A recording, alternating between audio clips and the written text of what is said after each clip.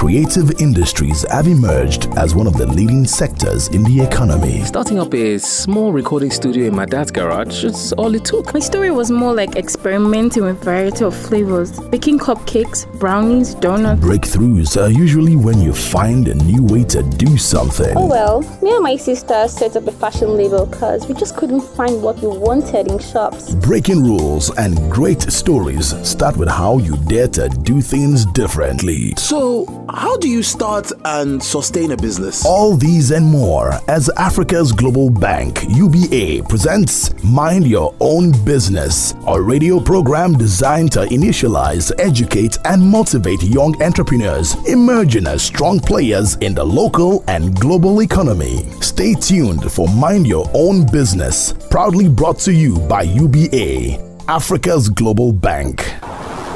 This is Mind Your Own Business, brought to you by UBA, Africa's Global Bank. Good morning. You're listening to Mind Your Own Business, brought to you by UBA, Africa's Global Bank. Thank you for joining us today. On the show today, we focus on a very important area if you are doing business in this country. We're focusing on sourcing and funding, and of course, pitching to investors. So we're talking about everything from where is the money for small businesses? How can I get some for my business? And if you ever ask the question, how do I pitch? How do I pitch to an investor? On what terms can I get money in Nigeria? Those are some of the questions that our guests will be helping us answer today. And joining us for that conversation is Chika Nwobi. He's the founder of L5 Lab. And I think maybe a good place to start is to help us understand what L5 Lab is all about. Chika, thank you so much for joining us. So let's talk about that. Talk us through your business. What is L5 Lab about? Thanks, Wale. It's really good to be here.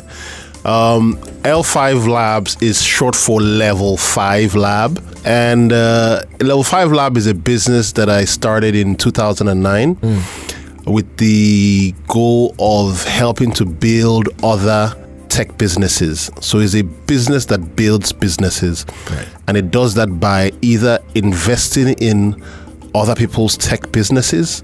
For example, we invested, first business we invested in was a business called Jobberman, which was at the time a very early stage business by three guys who were in university. And we invested and helped to build that business. And we also have businesses that we build ourselves internally. Right. So that's what Level 5 Lab does. All right. So can we describe it as a venture capital type company? Exactly. That is focused on tech. Exactly. So venture capital is a big part of what we do. And we do, tech focused venture capital. Right. By that we mean businesses that are enabled by technology. So it's not necessarily like, hardcore electronic companies or things like that, but it can be, using again Jobberman as an example, it can be, Jobberman does recruitment, which is not a tech business, but it uses tech to make recruitment easier. Or Checky, another of our portfolio businesses, sells cars, is a web online business that people use to sell cars using technology, using the internet really. Interesting. But what prepared you for this? I mean, what did you get into? Give us your experience as an entrepreneur, because now you're investing in entrepreneurs, but I imagine that you've had your experience as well. Yes, absolutely. And, as a fresh grad from college, I was very keen to start a business, and I went to college in America. After a year of graduating, I moved back to start a company in 2001 called MTech. Right. And my experience with MTech, so MTech was a company that did mobile internet for mobile operators. So we made internet available on the mobile phones for the first time in Nigeria for MTN Nigeria. And we went on to do all other types of content like caller tunes, ringtones, SMS to TV, and so on. My experience with MTech, two elements of that that led me to come and to do L5. One was that, as a very young guy, I had a lot of technical knowledge and competence. I didn't know much about starting a business, and I didn't have the funding to start a business. I was fortunate to be backed by three partners who provided funding and a lot of support and direction, mentorship, access. They took me to people to pitch the business, to sell, and really that made all the difference in terms of giving me a platform to do the business. So I thought that was essential to the success of that business. That's the one thing about MTech experience that I drew on to do L5. The second thing was that from the experience, I found that I really enjoyed the process of creating new products, like thinking up something. You and me and my guys are in the office late one evening and we think I have an idea, and a year later, hundreds of thousands of people are using that thing. So it's a very powerful, very fulfilling feeling. And a third thing was also the idea of seeing people grow. So seeing people, you start off with people at a particular level, and 3 years down the line, they are much bigger. They've fulfilled a lot of their dreams. So in doing L5, I tried to put all that together and make a business out of it. All right. So make a business out of supporting people to fulfill their dreams and passions, and make money out of it by taking equity in their businesses, but then also being part of products or services being born. I remember the early days of some of the businesses I've talked about, like Jobberman and Checky. I remember when we were just talking about it, and now people use it everywhere. So that's very powerful. And the third part about them, how the people have grown and how Interesting. I mean, obviously you've had a great experience, and I imagine you're having a lot of fun.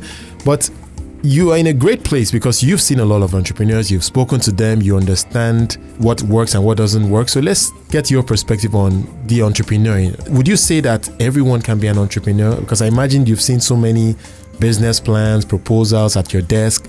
Do you think it's just anyone who has an idea that can go into business? The idea that there is something called an entrepreneur that's not really something that it's not an important concept to me. More what I think about is, if somebody comes with an idea, do they have the ability to execute that idea? That's it.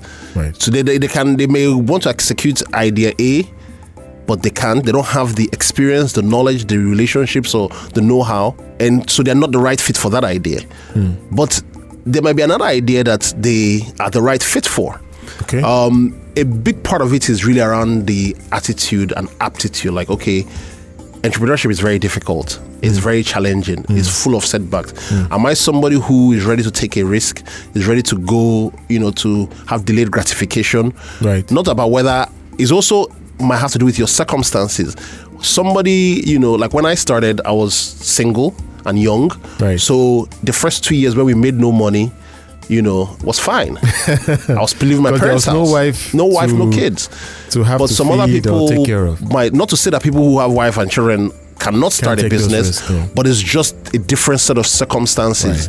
Right. So they may not be able to, if it's a business that is very risky, that requires a long gestation, they may not be able to wait out that gestation. All right, Chika, I have to butt in. We'll have to take a commercial break. But before we do that, we always like to have our guests make a selection. So in terms of music, what do you like? I'm sure our producer can get something out for you. What I like right now is a song called Osinachi by Humble Smith. Humble Smith. I'm sure we can bring that to you, and we'll come back after this break and continue our conversations with Chika Nwobi. You're listening to Mind Your Own Business. Coming up on Mind Your Own Business. Based on who it is, if it's somebody who I've known for a long time and I know what they can do for sure, then I can, it actually doesn't require much faith. I believe that maybe they can execute, right? But still, I still price in the risk. So that means, the cost of my investment will be higher.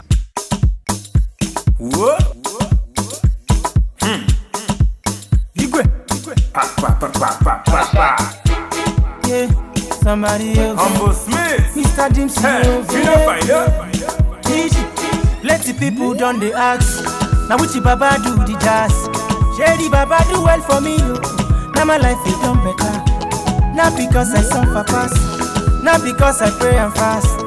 No be your show, no be jazz. Akwachi. Daily. Osinachi. Kamnukwa. Osinachi. One man. Osinachi. Akwachi. Osinachi, mama, Osinachi, Kabife, Osinachi, ma, Akwachi.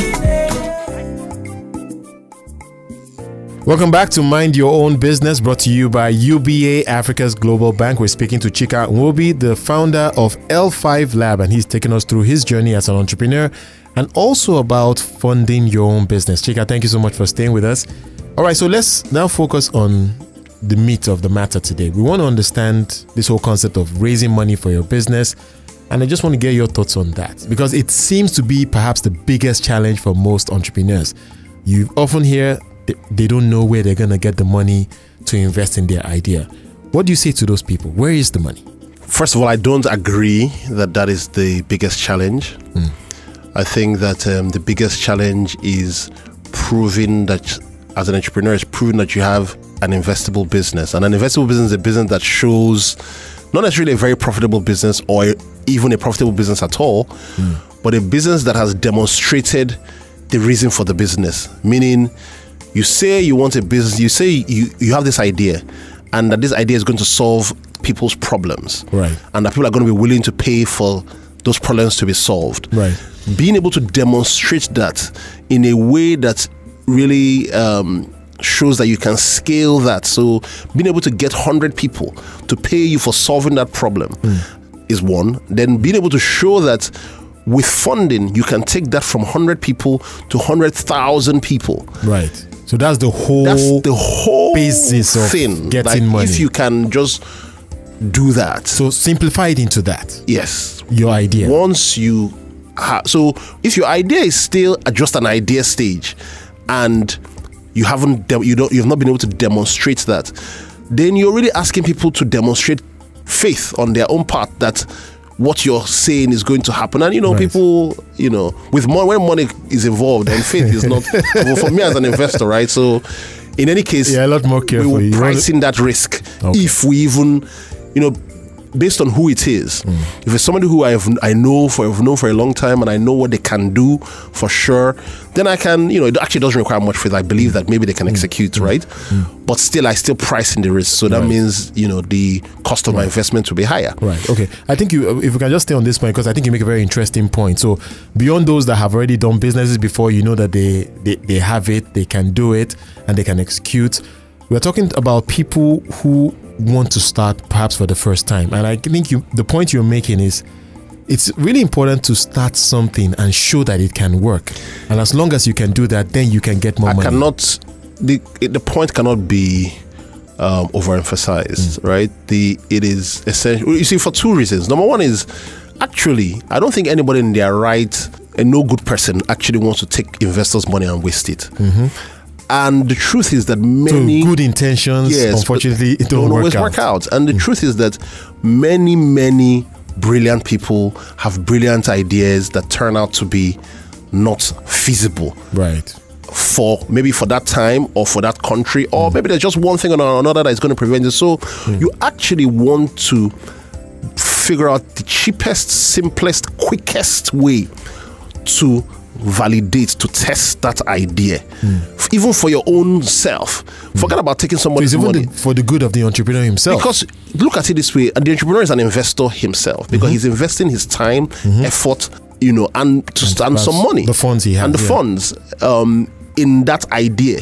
So before you invest a year of your time and effort, right, it's better you try and validate, try and test. And once you test and prove to yourself, that same data, that same evidence you got out of your test, you're in a much better position to go to all types of investors, including first the people who know you, right? Either your friends and family, your former boss, your former teacher, your ex-schoolmates, all those people. When you have something to show them, since they know you, they are more likely to give you some money. And that money that they give you, you should use it, depending on kind of business, you use it to prove more, show more, and really go as far as you can with it before you bring in external investors like me.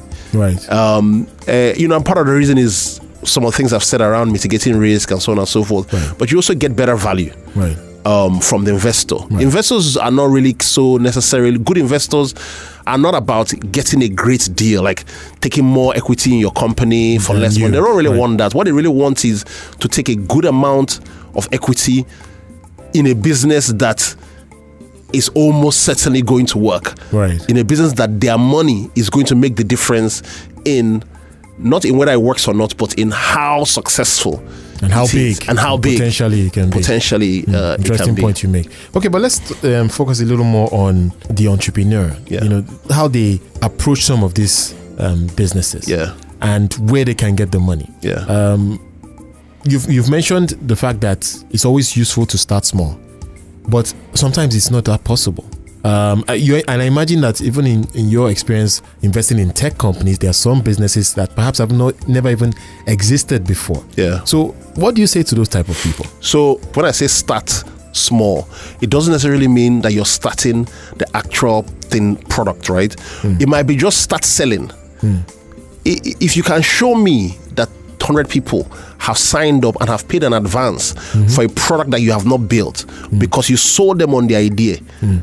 You did a advert, flyer, sign up website for them to sign up. You want to talk to those type If you of show people? me that, then I'm happy to talk to them. All right. Yeah. Okay, we have to take another break now, and of course, we want to hear another song that you would select. So, Chika, you have another opportunity here. What would you like? Okay, another song I'm liking now is Reggae Blues, Harry song. All right, we'll bring that to you. As we go into this break, you're still listening to Mind Your Own Business, brought to you by UBA, Africa's Global Bank. We're back in a moment. Coming up on Mind Your Own Business. You shouldn't, because you want to raise money badly, take money from people who you despise, because you are likely to end up in a conflict and actually potentially going to destroy the business that you're laboring to build. The reggae play the blues, blues. Make you do as I do. Enjoy yourself, baby boo, boo. Cause even your boo get a boo, boo. Share the gala, share the booze, Everybody wanna groove, As far as the money they pay, EBO pop champagne. Baba si bad the way them the boo. You don't know I'm a catchy the bull. See money for flow like swimming pool.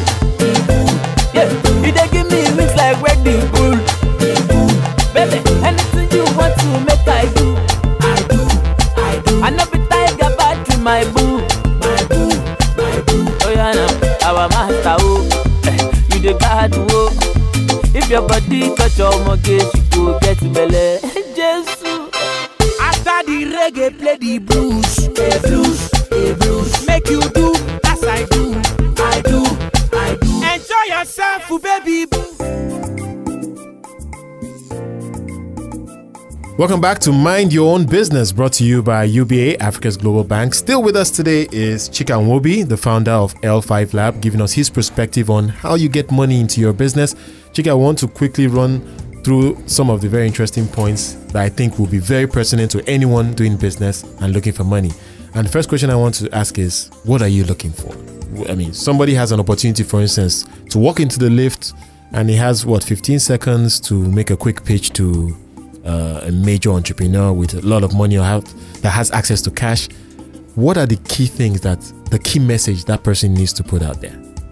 Okay, I think so the first thing is to focus on the problem, right? What problem am I trying to solve? Let the person understand that it's a big problem.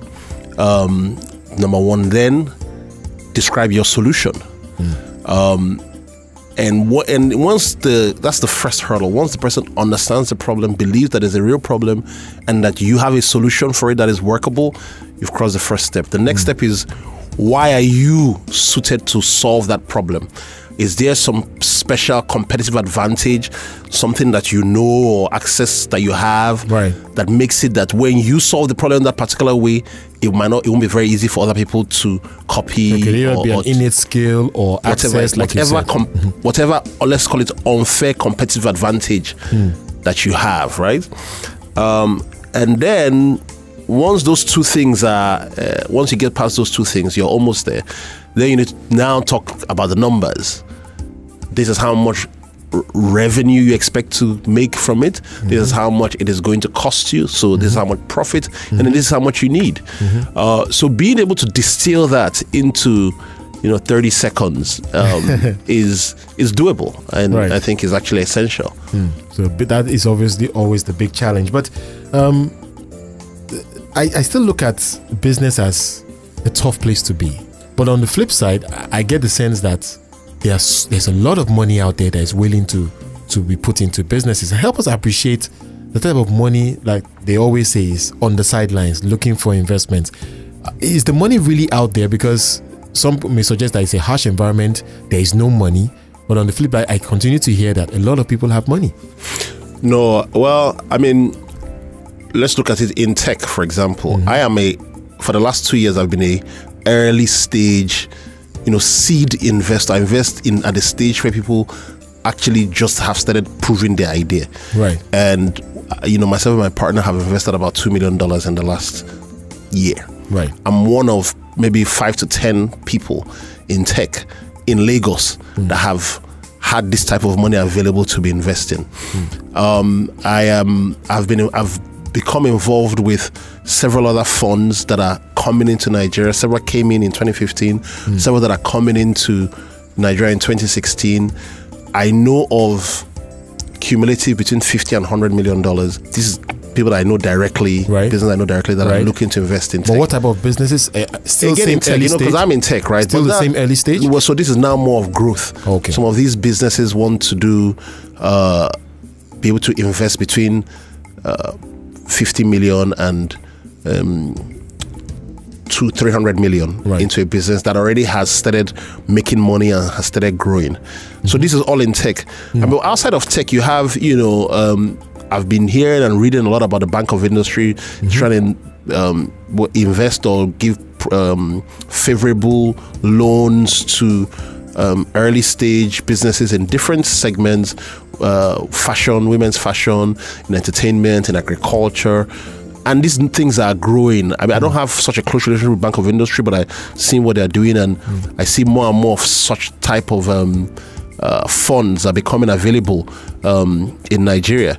Then on the bigger level in tech or outside of tech, then you have like the big private equity firms. They come to see me all the time and talk about they're looking for deals that they can invest, minimum of $5 million or $10 million.